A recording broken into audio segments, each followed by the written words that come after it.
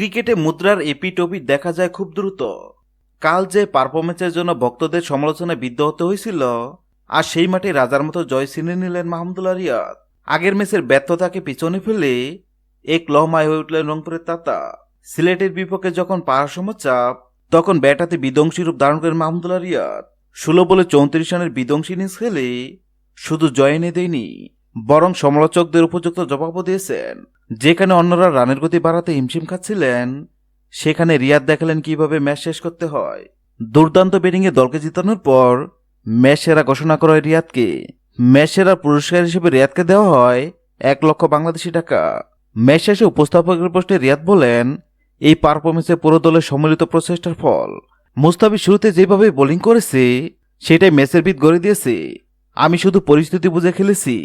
দলের জন্য ম্যাচ শেষ করতে পারাই সবচেয়ে বড় তৃপ্তি।